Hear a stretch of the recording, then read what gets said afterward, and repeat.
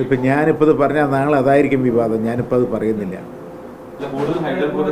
Hydel project കൊണ്ടുവരാൻ വേണ്ടിയിട്ടുള്ള വലിയ ശ്രമം നടത്തിയിട്ടുണ്ട്. ഇപ്പോൾ ഇതുവരെ ഇല്ലാത്തത് ഇപ്പോൾ 38 മെഗാവാട്ട് ഇപ്പോൾ ഉദ്ഘാടനം നടത്തി. ഇനി ഒരു 200 എല്ലാം കൂടി 200 മെഗാവാട്ട് ഈ ഒരു 6 മാസത്തിനുള്ളിൽ ഉതായി തുടങ്ങും.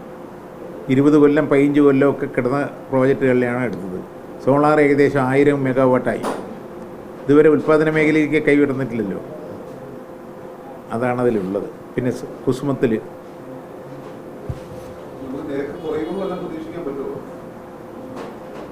ഇനി എന്താ റെഗുലേറ്ററി കമ്മീഷൻ തീരുമാനിച്ചില്ലേ, അടുത്ത പ്രാവശ്യം നമുക്ക് ചുരുങ്ങിയ ചെലവിൽ കിട്ടിയാൽ നമ്മളതിനെ ശുപാർശ ചെയ്യും. പ്രതീക്ഷിക്കുമല്ലോ. ഉണ്ട്. എന്താ വെച്ചാൽ ഇപ്പോൾ കുറേ മറ്റേ കമ്പനികൾ ഇപ്പോൾ ഉൽപ്പാദനം നടത്തുന്നുണ്ടല്ലോ. നമ്മൾ തന്നെ ഉൽപ്പാദനം കൂട്ടിയാൽ നമുക്ക് തന്നെ ചിലവ് കമ്മിയാവുമല്ലോ. ഇപ്പോൾ 1000 മെഗാവാട്ട് നമ്മൾ ഇതുവരെ ആരെങ്കിലും ചരിത്രത്തിൽ ഉണ്ടാകാത്തതാണ് നമ്മൾ ഉൽപ്പാദനം. അത് എല്ലാവർക്കും സോളാർ വെച്ച് കൊടുക്കാനും കൃഷി ആവശ്യത്തിന് മുഴുവൻ സോളാർ വെച്ച് കൊടുക്കാനുള്ളൊരു തീരുമാനമുണ്ട്. 5 ലക്ഷം കൃഷിക്കാരുണ്ട്. അവർക്കൊക്കെ എത്തിച്ചാൽ നമുക്ക് വലിയൊരു മാറ്റം കിട്ടും. അവർക്ക് അഡീഷണൽ ഇൻകം കിട്ടും. BPLകാർക്കൊക്കെ സോളാർ വെച്ച് കൊടുക്കാൻ തീരുമാനിച്ചിട്ടുണ്ട്. അവർക്ക് ഇലക്ട്രിസിറ്റി ചിലവും കഴിഞ്ഞിട്ട് മിച്ചം പണം കിട്ടും. ഇപ്പോൾ കൃഷിക്ക് വെച്ച് കൊടുത്താൽ 5 ഏക്കറുള്ള ഒരു 2000 റുപ്യ ഇലക്ട്രിസിറ്റി ചാർജ് ഉണ്ടെങ്കിൽ 10 മാസം കഴിയുമ്പോഴേക്കും അവർക്ക് 10,000-14,000 റുപ്യ ഇങ്ങോട്ട് കിട്ടുന്ന ഒരു സ്ഥിതിയിലാണ് കുസുമ പദ്ധതി ആസൂത്രണം ചെയ്തിരിക്കുന്നത്. അതിൽ 60% സബ്സിഡി ഉണ്ട്. ഇനി പൈസ ഇല്ലെങ്കിൽ നബാർഡിൽ നിന്ന് പൈസ അവർക്ക് കൊടുക്കാനുള്ള ഏർപ്പാട്. ഇതിൻ്റെ ഈ മിച്ചം കിട്ടുന്ന പൈസ അടച്ചു കൊടുത്താൽ മതി. ഇപ്പോൾ 536 കോടി ഇപ്പം നിലവിൽ KCBക്ക് ലാഭമാണെന്നുള്ളൊരു കണക്കാണ് കഴിഞ്ഞ ദിവസം പുറത്തു വന്നത്. അല്ലല്ല, അത് ഒരു അപ്പോൾ നമ്മൾ ചുരുങ്ങിയ ചിലവിൽ മേടിച്ചപ്പോൾ ശരി, ഇപ്പോൾ കൂടുതൽ മേടിച്ചപ്പോൾ നമ്മൾ നഷ്ടത്തിലായില്ലേ. വീണ്ടും നഷ്ടത്തിലേക്ക് പോകാതിരിക്കണം. അല്ല, മുൻകൂട്ടിയല്ല, കുറച്ച് ഈ പ്രാവശ്യം നഷ്ടത്തിലാണ്. ഇപ്പോൾ നോക്കൊള്ളു, നമ്മൾ ചിലവ് ചുരുക്കി. 3200 ജീവനക്കാരുണ്ടായിരുന്നത് 26,900 ചുരുങ്ങി. അല്ല, 32,000 ഉള്ളത് 26,900 ചുരുങ്ങി. അപ്പോൾ അങ്ങനെ ചിലവ് ചുരുക്കുന്നുണ്ട്. ഇനി അതിമീതി എങ്ങനെ ചുരുക്കുക? നമ്മൾ ഉപഭോക്താക്കളെ കണ്ടിട്ടാണ് അതൊരു തീരുമാനം എടുക്കുന്നത്. ഇതല്ലാതെ വേറെ വഴിയൊന്നുമില്ല. ഒരു 5 മിനിറ്റ് ഇലക്ട്രിസിറ്റി പോയാൽ നമ്മൾ എന്തെല്ലാം പ്രശ്നം ഉണ്ടാക്കും. ഇരിക്കാൻ പറ്റുമോ? അതൊക്കെയാണ് സ്ഥിതി. ഇനി എന്താണ് നിങ്ങൾ ഈ ഹൈഡൽ പ്രോജക്റ്റ് വരാനുള്ളൊരു സമ്മർദ്ദം എല്ലാവരും ചെലുത്തി. ഒരാൾ ബാഗം കൊണ്ട് വന്നാൽ ഒരു പ്രോജക്റ്റ് നിന്നു.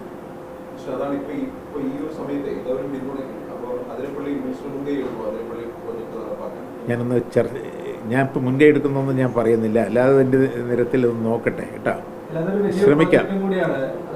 എല്ലാവരുടെയും അഭിപ്രായ സമന്വയം ഇല്ലാതെ നടത്താൻ പറ്റില്ല. ഹരിതിരപ്പള്ളിക്ക് എന്താ ഗുണം വെച്ചാൽ ഷോളയാറും പെരിങ്ങൽകുത്തും ജനറേറ്റ് ചെയ്തിട്ടാണ് വെള്ളം വരുന്നത്. അതുകൊണ്ട് വലിയ ഡാമിൻ്റെ ചിലവൊന്നും വരില്ല, വളരെ ചുരുങ്ങിയ ചിലവിൽ കിട്ടും. പക്ഷെ പ്രത്യേക സാഹചര്യത്തിൽ അതിൽ വിവാദം വന്ന് മറ്റ് പ്രോജക്റ്റുകളിലേക്ക് ഒന്നും മുടക്കണ്ട എന്നുള്ളതാണ്. അല്ലാതെ ആ ഒരു പ്രോജക്റ്റ് കൊണ്ട് മറ്റ് പ്രോജക്റ്റുകളിലും കുഴപ്പമുണ്ടാക്കണ്ട എന്നുള്ളതാണ് എനിക്ക് അഭിപ്രായമുള്ളത്. ഇപ്പോൾ ഇടുക്കിയിലെ സുവർണ ജൂബിലി ഞങ്ങൾ എടുത്തിട്ടുണ്ട്. ലക്ഷ്മി എടുക്കാനുള്ള 250 മെഗാവാട്ട്, അങ്ങനെ 4-5 പ്രോജക്റ്റ് ഇപ്പോൾ എടുക്കുന്നുണ്ട്. വിശ്വാസേ ആ പ്രോജക്റ്റ് ഈ ഫങ്ഷൻ ചെയ്യും. ആ 60 മെഗാവാട്ട് കിട്ടും. അങ്ങനെയൊക്കെ ചിലവ് ചുരുങ്ങി വരുമ്പോൾ നമുക്കത് ഉപഭോക്താക്കൾക്കത് എത്തിക്കും.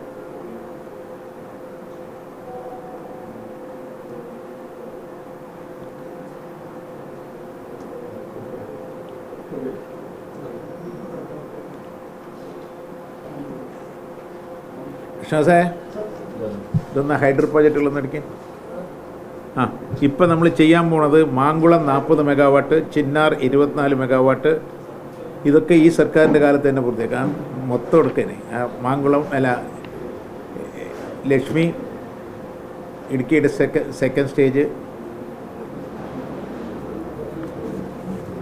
ഇതൊക്കെ ഇപ്പോൾ വന്ന ശേഷം ഇനീഷ്യേറ്റ് ചെയ്തിട്ട് DPR ഉണ്ടാക്കാൻ കൊടുത്തിരിക്കുകയാണ്.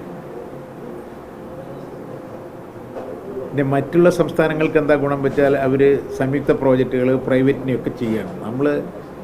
നമ്മൾ തന്നെ ചെയ്യണം പറഞ്ഞിട്ടുള്ളൊരു നിലപാടിലാണ് നമ്മൾ നിൽക്കുന്നത്. അല്ല, അത് ഈ പറഞ്ഞില്ലേ, പകലും രാത്രിയും വ്യത്യാസം വന്നാൽ മതി, നമുക്ക് പ്രശ്നം കഴിയും. അപ്പോഴേക്കും നമുക്ക് എന്താ പറയുക, കഴിഞ്ഞ പ്രാവശ്യത്തുള്ള ഷോർട്ടേജ് ഇപ്രാവശ്യം ഇല്ല. അപ്പോൾ അതുകൊണ്ട് വലിയ ചാർജ് വർധനവ് വരില്ല എന്നാണ് ഞങ്ങളുടെ പ്രതീക്ഷ.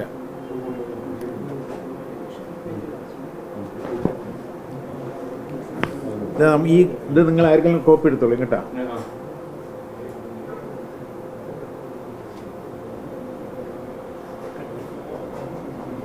പള്ളിവാസൽ വിപുലീകരണം 2024 60 മെഗാവാട്ട് പൂർത്തിയാക്കും. ചിന്നാർ 24 മെഗാവാട്ട് 2025 പൂർത്തിയാക്കും. ഭൂത്താങ്കെട്ട് 24 മെഗാവാട്ട് 2024 പൂർത്തിയാക്കും. ഇതൊരു ഡാഷ്ബോർഡ് ഇട്ടിട്ട് ഓരോ ദിവസവും കേട്ടാ, ഒരു ഇന്ന ദിവസം ഇന്ന വർക്കുകൾ കഴിക്കുമെന്ന് പറഞ്ഞുള്ളൊരു അത് ചെയ്യാണ്. തോട്ടിയാറ് 40 മെഗാവാട്ട് 2027 പൂർത്തിയാക്കും. അല്ല, തോട്ടിയാർ കമ്മീഷൻ ചെയ്തു. Chenkulam augmentation 85 megawatt. Pazhassisagar 7.5 megawatt.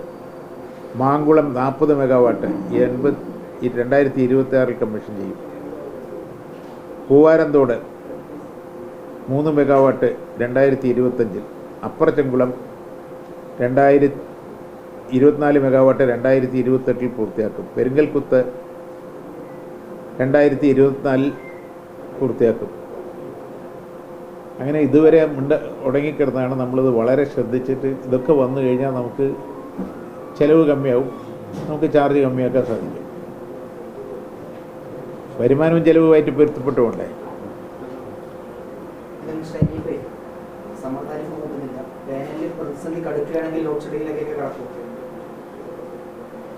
Load shedding ഇല്ലാണ്ട് ഈ ഇത്രയും ഷോർട്ടേജ് ഉണ്ടായിട്ട് കഴിച്ചില്ലേ? അങ്ങനെ ഉണ്ടാകാതിരിക്കണം എന്നാണ് ആഗ്രഹിക്കുന്നത്. അങ്ങനെ ഉണ്ടാവില്ല എന്നാണ് എൻ്റെ പ്രതീക്ഷ. ഇപ്രാവശ്യം അത്ര വലിയ ഷോർട്ടേജ് വരാൻ സാധ്യതയില്ല. ഉണ്ടാവില്ല എന്നുള്ളതാണ്. ഉണ്ടാകാതെ കഴിക്കണം. ഈ ചാർജ് വർധനവിനേക്കാളും ലോഡ് ഷെഡിങ് വന്നാൽ അതായിരിക്കും ചർച്ച വരിക. ജനങ്ങൾക്കുള്ള ബുദ്ധിമുട്ടതല്ലേ, ഇല്ലാതെ കഴിക്കാനുള്ളൊരു ശ്രമമാണ് നടത്തുന്നത്. ഇപ്പോൾ നമ്മളിപ്പോൾ 500 മെഗാവാട്ടിൻ്റെ കൽക്കരിയുടെ ഇത് അനുവദിച്ചിട്ടുണ്ട്.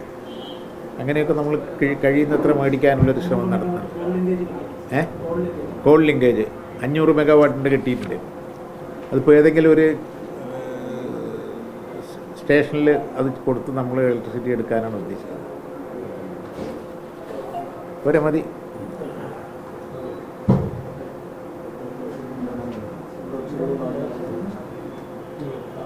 അല്ല, നിങ്ങൾ ഈ ഹൈഡ്രൽ പ്രോജക്റ്റിൻ്റെ ഒരു ആവശ്യപ്പെടും കേട്ടോ. എന്താ വെച്ചാൽ ഞാനൊരു ചെറിയ കാര്യം പറയാം. 147 TMC കാവേരിയിൽ നമുക്കുണ്ട്.